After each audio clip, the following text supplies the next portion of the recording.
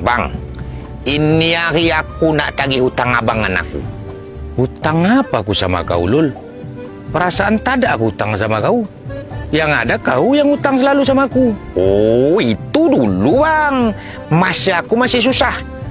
Tapi kan teringat aku bayar semua. Terus kapan pula aku berhutang sama kau? Abang ni dah lupa. Belum lagi lama. Abang tak ingat ke? Hutang tu bang bakal ditagih sampai ke akhirat nanti. Iya, aku tahu. Tapi masalahnya, aku tak ingat kalau aku ada hutang sama kau. Cobalah kau ingatkan. Abang kan ada janji. Abang nak sampaikan sifat sahabat yang kedua dengan aku. Janji itu hutang bang. Abang yang cakap, abang pula yang lupa. Oh, itu. Aku kira tadi ada aku berhutang duit sama kau. Sampai debar juga aku tadi, Lul. Entah pula aku pikir ada pula aku ngigau sampai berhutang sama kau. Nah, ini harilah aku nak tagih janji abang tu. Berapa hari ini bang. Penasaran betul aku apalah sifat sahabat yang kedua tu.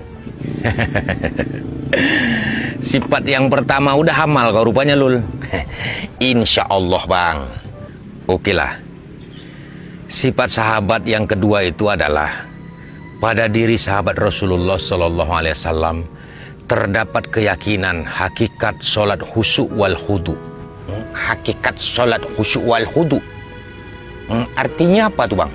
Memahami bahwa solat adalah mi'rajnya seorang hamba kepada Sang Pencipta. Memahami bahwa solat adalah menghadapnya seorang hamba kepada Raja dari segala raja. Komunikasinya seorang hamba kepada Yang Maha Mendengar. Ruang keluh kesah seorang hamba kepada Yang Maha Mengetahui. Mereka solat dengan khusyuk, meletakkan sepenuhnya jiwa dan pikirannya hanya kepada Allah. Dengan pengakuan sebagai hamba yang begitu rendah di hadapan Raja dari segala raja. Macam mana menjaga khusyuk tu bang? Dengan cara menghadirkan hatimu kepada setiap gerak dan komunikasimu ketika berhadapan kepada Yang Maha Pencipta. Seolah-olah engkau melihat Allah. Namun sekalipun engkau tak dapat melihat Allah, tapi yakinlah bahwa Allah melihatmu, bahwa Allah mendengar setiap detak jantungmu.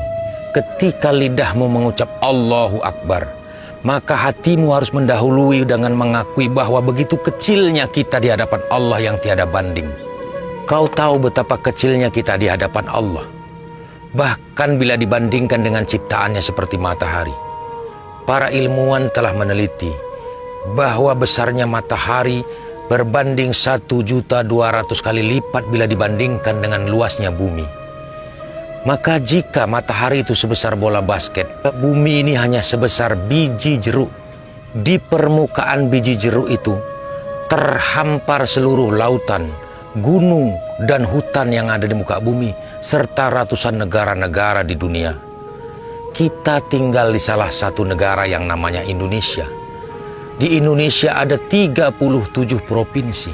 Kita tinggal di salah satu provinsi yaitu Sumatera Utara. Di Sumatera Utara terdapat 514 kabupaten. Dan kita tinggal di salah satu kabupaten yang bernama Kabupaten Langkat. Dan di Kabupaten Langkat terdapat 23 kecamatan dengan 270 desa dan kelurahan. Kita tinggal di salah satu dusun kecil ini, Lul. Coba kau bayangkan, Lul. Terhadap matahari saja kita begitu kecil. Lalu bagaimana kita di hadapan Allah Subhanahu wa Ta'ala, pemilik dan penguasa alam beserta isinya? Masih pantaskah kita berdiri merasa besar? Masih pantaskah kita berjalan di muka bumi ini dengan rasa kesombongan? Ketika kita ruku, lidah kita mengucapkan Maha Suci Allah, Tuhan yang Maha Agung. Tapi bagaimana bisa jika hati kita tidak pernah merasa hina? Ketika kita sujud, lidah kita mengucapkan Maha Suci Allah, Tuhan yang Maha Tinggi. Tapi bagaimana bisa jika hati kita tak pernah merasa rendah di hadapannya? Inilah yang ditakutkan oleh baginda Rasulullah SAW. Kebanyakan solat kita hari ini tinggal bacaan dan gerakannya saja. Rasulullah juga mengatakan, bahwa sesuatu yang pertama kali akan ditarik dari bumi ini adalah khusyuk seorang hamba di dalam sholatnya. Sehingga ketika nanti seorang hamba menuntut balasan dari sholat-sholatnya di dunia, maka Allah akan campakkan sholatnya seperti kain buruk ke wajahnya.